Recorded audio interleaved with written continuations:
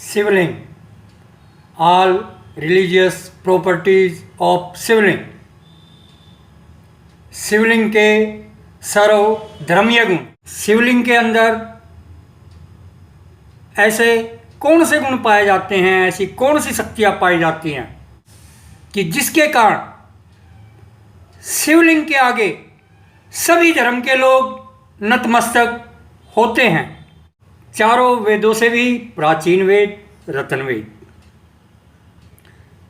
की रतनवाणी से दोस्तों हमें काफ़ी सारी ऐसी जानकारियाँ मिलती हैं जिनसे हम जानते हैं ये मानव संसार कैसे बना, ये मानव कैसे बने, ये धर्म कैसे बने। चाहे हम आज धर्मों में बटे हुए हैं, परंतु रतनवेद की रतनवाणी सभी धर्मों को एक दृष्टिकोण से देखते हुए एक माला में पिरोती है। रतनवेद की इसी रतनवाणी को आज हम इस वीडियो में जानेंगे। रतनवेद की रतनवाणी सुनने मात्र से ही मानव का उद्धार होता है। रतनवेद की रतनवाणी का चिंतन, मगन और स्मरण करने से मानव सर्वगुण संपन्न होता है। आइए सुनते हैं रतनवेद की रतनवाणी। दोस्तों, पिछली वीडियो में मैंने आपको बताया था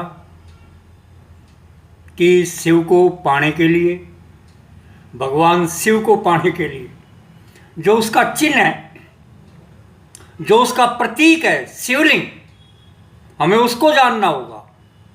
और उसको जानने की कड़ी में हमने शिवलिंग के काफ़ी सारे गुणों को जाना, उसके चमत्कारों को जाना और उसकी ताकत को जाना, जो केवल शिवलिंग नाम के पत्थर में ही पाई जाती हैं। ये सभी शक्तियाँ मानव को संपन्न करती हैं। दोस्तों, शिव की प्राप्ति मानव से भी पूर्व के वानरों ने की थी, यानी कि शिवलिंग को हम पूर्व का स्टोन, प्राचीन स्टोन, एशियंट स्टोन या फिर अतीत का पत्थर भी कह सकते हैं कि शिवलिंग सबसे प्राचीन पत्थर होने के कारण इसे रत्न का तो दर्जा प्राप्त है ही। इसे अतीत का पत्थर या पूर्व का पत्थर या सबसे प्राचीन पत्थर या पौराणिक पत्थर भी कहा जाता है। इस बात को हमने ध्यान में रखते हुए आगे के तथ्यों को समझना है। सनातन धर्म हिंदू में शिवलिंग पूजनीय है, पूजा जाता है लोगों के द्वारा। और रतन विज्ञान की दृष्टि से सनातन धर्म, हिंदू धर्म का जो रतन है, रतन विज्ञान का जो क्षेत्र है, उसकी दृष्टि से शिवलिंग को एक रतन का दर्जा दिया हुआ है, एक उपरतन का दर्जा दिया हुआ है, नवरत्न का दर्जा नहीं दिया हुआ है। मैं आपको ये भी बताना चाहूँगा। और ना ही महारत्न का दर्जा दिया है। परंतु दोस्तों, जब हम अन्य धर्मों की तरफ देखते हैं, संसार में जितने भी धर्म है एक्स वाई जेड, वो शिवलिंग को सबसे महान रत्न मानते हैं। सबसे महान शिवलिंग से ऊंचा उनके लिए और कोई रत्न ही नहीं है, और सारे रत्न उनसे नीचे हैं। ठीक है, वो उसको शिवलिंग मान के ना तो खरीदते ना उसे धारण करते, परंतु वो खरीदते शिवलिंग है दोस्तों। और उससे शिवलिंग को सबसे महान रत्न माना जाता है, सबसे पावरफुल, इस धरती की सबसे पावरफुल शक्ति अन्य धर्म के लोग शिवलिंग को मानते हैं। शिवलिंग की अहमियत अति प्राचीन धर्म सनातन धर्म हिंदू धर्म में क्या है ये तो आपसे छुपा ही नहीं है, परंतु एक प्राचीन धर्म यहूदी धर्म में शिवलिंग की क्या अहमियत है यह आज हम जानते हैं। फिर उसके बाद जानेंगे यहूदी धर्म के अलावा ईसाई धर्म में और मुस्लिम जगत में शिवलिंग को कैसे सबसे महान रत्न का दर्जा दिया हुआ है। इसके अलावा दोस्तों और भी काफ़ी सारे धर्म हैं, जब आप उनके बारे में जानोगे तो आपको पता चल जाएगा। ये 4 मुख्य धर्म जो पूरे विश्व जगत के अंदर प्रचलित हैं, फैले हुए हैं, जिनका रुतबा है, चर्चा है, इन्हीं चारों धर्मों में हम देखेंगे कि शिवलिंग को क्या दर्जा दिया हुआ है।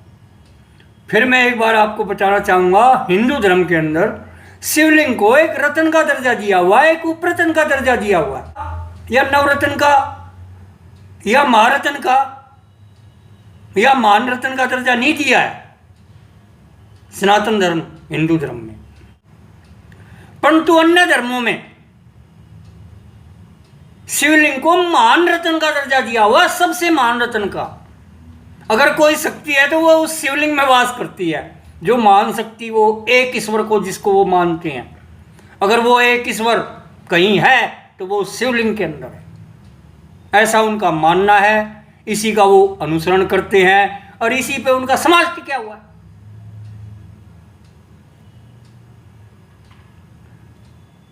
दोस्तों धर्म की शुरुआत आज से 4-1 हज़ार साल पहले हुई थी। उससे पहले हमारा ये मानव समाज कबीलों में क्षेत्र के हिसाब से या फिर जातियों के हिसाब से बटा हुआ था। ज़्यादा जो जैसा काम करता था उसे वैसा ही नाम दे दिया गया था। उस समय धर्म नाम की कोई चीज़ नहीं थी। आज से 4000 साल पहले 200 पीढ़ी पूर्व, मात्र 200 पीढ़ी पूर्व के जो हमारे पूर्वज थे, तब तक का धर्म नाम की कोई चीज नहीं थी। बस धर्म तो आज से 200 पीढ़ी पूर्व के मानवों ने उत्पन्न किया है दोस्तों।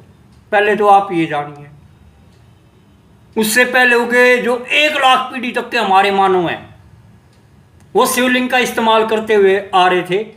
आखिरी की जो 200 पीढ़ी हैं, आखिरी की मानव की, उन्होंने धर्म का आविष्कार किया और पूरे विश्व में फैलाया।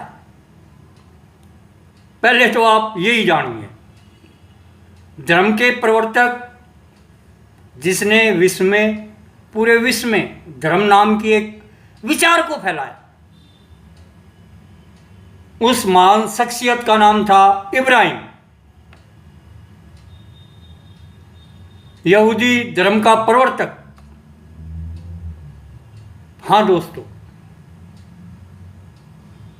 जिस तरह ईसाई धर्म का प्रवर्तक ईसा मसीह को माना गया है और मुस्लिम धर्म का प्रवर्तक मोहम्मद साहब को माना गया है, इसी तरह जो संसार का जो एक प्राचीन धर्म है यहूदी धर्म, उसका जो प्रवर्तक है इब्राहिम रहा है। दोस्तों इब्राहिम से पहले ऐसा नहीं है कि लोग बाग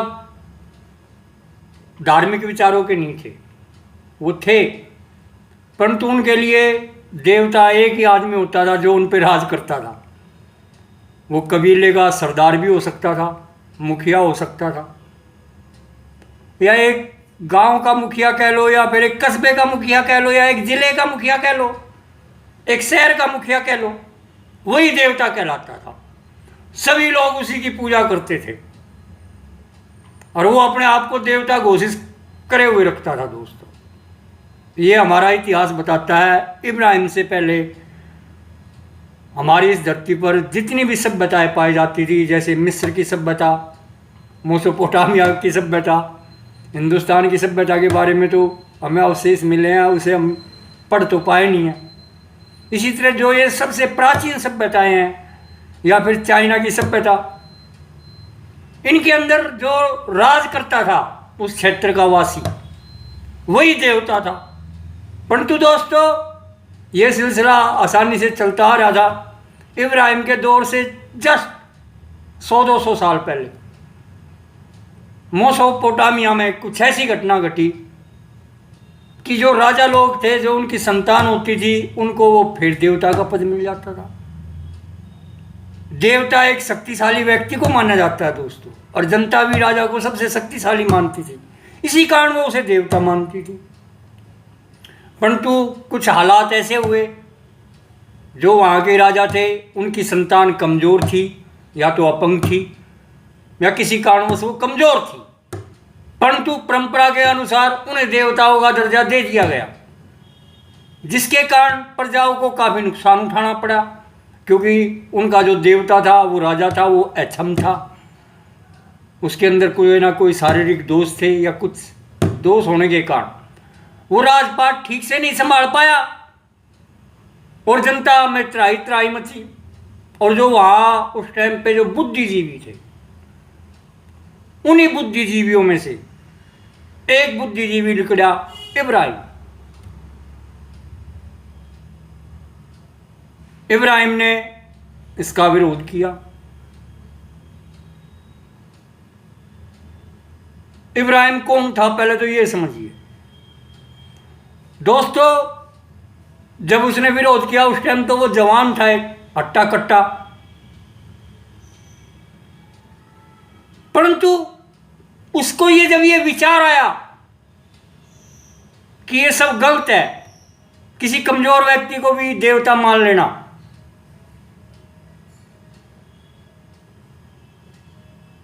इस कारण उसने एक देवताओं की अवधारणा प्रस्तुत की कि देवता एक है, भगवान एक है, शक्ति एक है, ईश्वर एक है। तो दोस्तों, इस विचार को आने से पहले उसका लालन पालन किस माहौल में हुआ, हमें यह जानना होगा। क्योंकि उसका जो लालन पालन हुआ, जिस माहौल में, जिस क्षेत्र में, उसी के अनुरूप उसे विचार मिले होंगे। उन्हीं विचारों से ये विचार निकला होगा एक ईश्वरवाद का। इब्राहिम एक ईश्वरवाद की अवधारणा लेकर आने वाला पहला शख्स है दोस्तों। संसार का महान जोरी है, मैं उसे जोरी भी मानता हूँ, महान जोरियों में उसकी गिनती की करता हूँ। ठीक है, आप उसे नबी मानते हो, पैगंबर मानते हो, भगवान का दूत, कुछ भी मानते हो, पर मेरी नज़र में वो एक बहुत ही सम्मानीय व्यक्ति है। हालांकि मैं हिंदू धर्म से संबंध रखता हूँ, परंतु मैं इब्राहिम को एक महान, अति महान जोरी मानता हूँ, जिसने रत्नों की संगत में रह के, हाँ दोस्तों जवानी तक इब्राहिम करता क्या था, नगीने तराशता था दोस्तों, और कुछ नहीं करता था। उस टाइम हीरे और अन्य नवरत्न श्रेणी के तो उस क्षेत्र में रत्न मिलते नहीं थे, परंतु शिवलिंग श्रेणी के रत्नों को वो तराशता था और बाजार में बेचता था।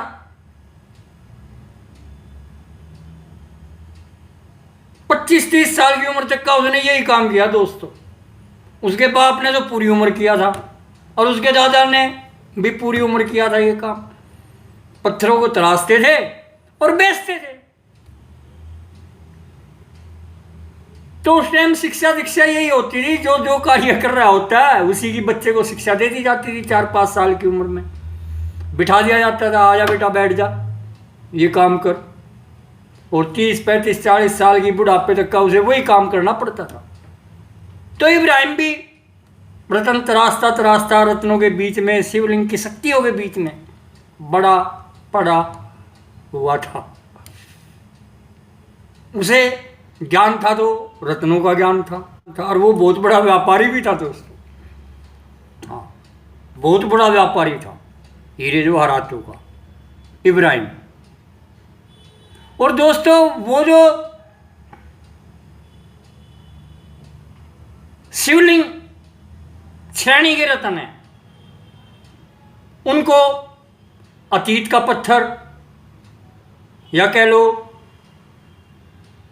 एग्गो स्टोन, एग्गो का मतलब पूर्व का पत्थर, एग्गो से ही फिर बाद में अंग्रेजी का शब्द अगेट बना है।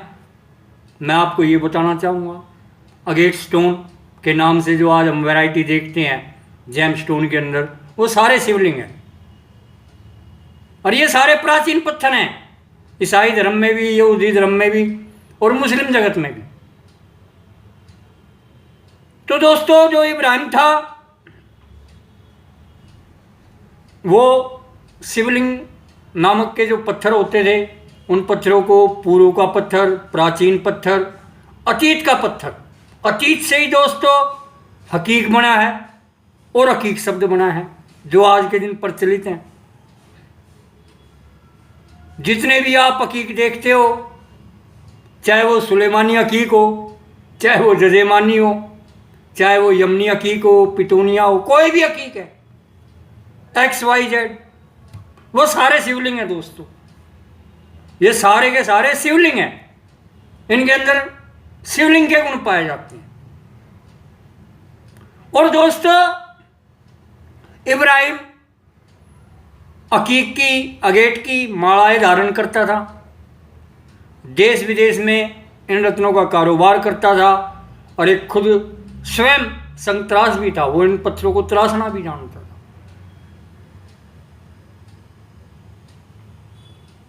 उनके घर में कारोबार ये था, चारों तरफ यही बिखरे मिले थे दोस्तों जब वो पैदा हुआ था। इधर भी शिवलिंग, उधर भी शिवलिंग, उधर, क्योंकि घर में दादा परदादा लाई काम था ही संतरास का। उनका तो बेबीलोन का एक उच्च वर्ग का परिवार था, इब्राहिम का उच्च वर्ग का सम्मानित, जो संतरास का काम करता था, और इब्राहिम ने भी यही काम सीखा था। उन्हीं पत्थरों की शक्तियों को उसने जाना, समझा, परखा, रत्नवेद का ज्ञान उसके अंदर फूटा। उसने रत्नवेद को तो छुपा दिया और एक नई अवधारणा प्रस्तुत करी, ईश्वर एक है। हाँ दोस्तों, इब्राहिम को रत्नवेद का बोध हुआ था, परंतु उसने उस रत्नवेद को छुपा दिया। इसी तरह ब्रह्मा ने छुपा दिया रत्नवेद को। ब्रह्मा भी जब ही बना था दोस्तों जब उसे रत्नवेद का बोध हुआ था। इसी तरह ईसा मसीह को रत्नवेद का बोध हुआ था, और मोहम्मद साहब को भी रत्नवेद का बोध हुआ था। उन्होंने रत्नवेद को तो छुपा दिया, उसकी जगह अन्य आसमानी किताबें प्रस्तुत कर दी, उनमें अपने बनाए हुए कुछ नियम डाल दिए जो आधुनिक समय में कहीं ना कहीं कमज़ोर पड़ जाते हैं। परंतु दोस्तों, रत्नवेद में जो सिद्धांत हैं वो कुदरती हैं, कुदरत के बनाए हुए हैं, रत्नों से जुड़े हुए हैं। वो जितने पौराणिक हैं उतने ही आधुनिक भी हैं।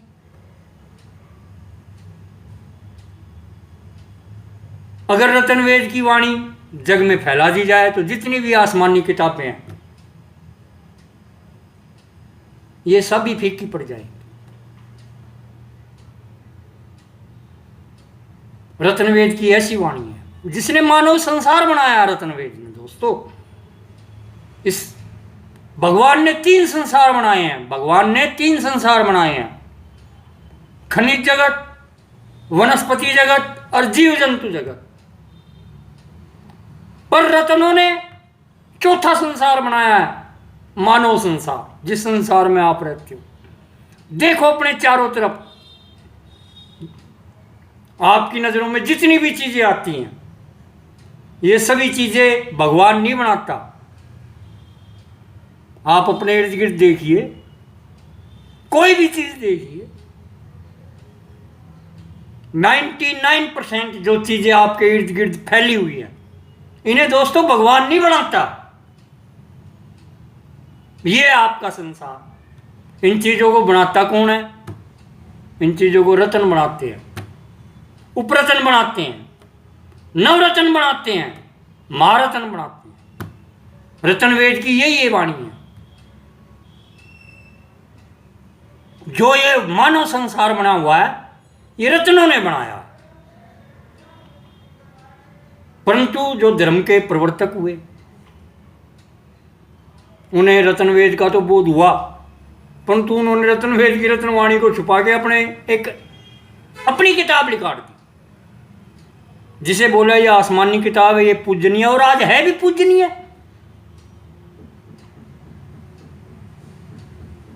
परंतु क्या वे शिवलिंग की उन शक्तियों को नकार पाए? नहीं नकार पाए। मोहम्मद साहब भी अकीक की मालाएं खूब पहनते थे खूब। सुलेमानी अकीक, यमनी अकीक उनका फेवरेट अकीक होता था, हर समय उनके पास रहता था। इब्राहिम तो व्यापारी था, करता ही शिवलिंगों का कारोबार था। उससे तो बड़ा कोई व्यापारी नहीं था, उसने तो पूरे वर्ल्ड में फैला दिया व्यापार। ईसा मसीह भी, जो इन पत्थरों को अगेट के नाम से जानता था। अगेट एगो शब्द से बना है, एगो से। एगो का मतलब होता है पूर्व का शब्द, पूर्व का पत्थर, एगो स्टोन। वो बाद में अब अगेट के नाम से जाना जाता है। इसी तरह जो अकीक शब्द है मुस्लिम जगत का या यहूदी जगत में हकीक, ये शब्द अतीत से लिए गए हैं, अतीत से बने हुए हैं। अतीत का मतलब होता है प्राचीन। और दोस्तों आपको मैं बताता हूं, हमारे देश के अंदर बहने वाली नर्मदा नदी बहुत ही अच्छी क्वालिटी के शिवलिंग हमें प्रदान करती है। इन्हीं शिवलिंगों से मालाएं तैयार करी जाती हैं दोस्तों, और वो मक्का में भेजी जाती हैं, वो जेरूसलम में भेजी जाती हैं दोस्तों। हिंदुस्तान से अकीक और हकीक जो कि शिवलिंग श्रेणी है के रत्नों की मालाएं तैयार होती हैं, और वो मक्का, मदीना और जेरूसलम में भेजी जाती हैं, जहां से ये शिवलिंग की मालाएं अकीक के रूप में पूरे वर्ल्ड में फैलती हैं। लोग बाग इन्हें धारण करते हैं। इन्हें सर्वशक्तिशाली रत्न माना जाता है इन धर्मों में, सर्वशक्तिशाली। इनसे ऊपर कोई रत्न ही नहीं है, इनसे ऊपर कोई शक्ति नहीं है। सुलेमानी अकीक हो गया, जैसे यमनी अकीक हो गया, और भी कई वैरायटी है, बिटोनिया अकीक हो गया। ये सर्वशक्तिशाली रत्न माने गए हैं इन धर्मों में, और इन्हें इस मान सम्मान प्राप्त है। परंतु ये सारे शिवलिंग हैं, धर्मों से भी प्राचीन चले आ रहे हैं इनकी शक्तियां। इन्हीं की शक्तियों को जानने पहचानने वालों ने अपने नए नए धर्म ईजाद किए, इस संसार में फैलाए, और वो कामयाब भी हुए। दोस्तों शिवलिंग का ये सर्वधर्मीय गुण है, ऑल रिलीजियस प्रॉपर्टी। भविष्य में भी और भी कोई धर्म ईजाद होगा तो उसमें भी शिवलिंग उतनी महत्वपूर्ण भूमिका निभाएगा जितनी अन्य धर्मों में निभा रहा है। ये तो प्राकृतिक शक्तिशाली रत्न है, इसकी शक्तियों को नकार कर मानव का उद्धार नहीं हो सकता। किसी भी मानव का, चाहे वो किसी भी धर्म का हो, चाहे वो किसी भी देश का हो, शिवरत्न की शक्तियों के आगे नतमस्तक होना ही पड़ेगा, तभी उसका और उसकी संतान का उद्धार है। भगवान शिव की खोज में शिवलिंग पर यह चर्चा जारी रहेगी। अगली वीडियो में हम जानेंगे शिवलिंग के रत्नीय गुण, जेमोलॉजिकल प्रॉपर्टीज ऑफ शिवलिंग। अच्छा दोस्तों, आप सभी का बहुत बहुत धन्यवाद। Best of luck. मेरे दोस्त, अगर आप मुझसे फ़ोन पर संपर्क स्थापित करना चाहते हैं तो सबसे पहले आपको अपना पूरा परिचय देना ही होगा। आप अपना पूरा नाम, अपना पूरा पता, अपनी उम्र, अपने 2 टेलीफोन नंबर, अपनी एक सेल्फी या फ़ोटो, आप अपनी ये सामान्य जानकारी मुझे टेलीग्राम, सिग्नल, मैसेज या व्हाट्सएप द्वारा मेरे फ़ोन नंबर 9643776996 पर भेजकर ही आप मुझसे निःशुल्क बाधा रहित संपर्क स्थापित कर सकते हैं। अधिक जानकारी के लिए YouTube पर सर्च कीजिए लाला लीलू लाल। शिवलिंग, all religious property of Shivling. Shivling के सर्वधर्मीय गुण। इस वीडियो में आप जानेंगे कि शिवलिंग विश्व में पाए जाने वाले सभी देश, सभी क्षेत्र, सभी संप्रदाय और सभी धर्मों में पूजनीय है। शिवलिंग में पाए जाने वाले सभी तरह के गुण धर्मों को जानने के लिए आप YouTube पर सर्च कीजिए लाला लीलू लाल। अगर आप अपनी नाम राशि का शक्तिशाली भाग्यशाली राशि रत्न प्राप्त करना चाहते हैं तो भी आप YouTube पर सर्च कीजिए लाला लीलू लाल।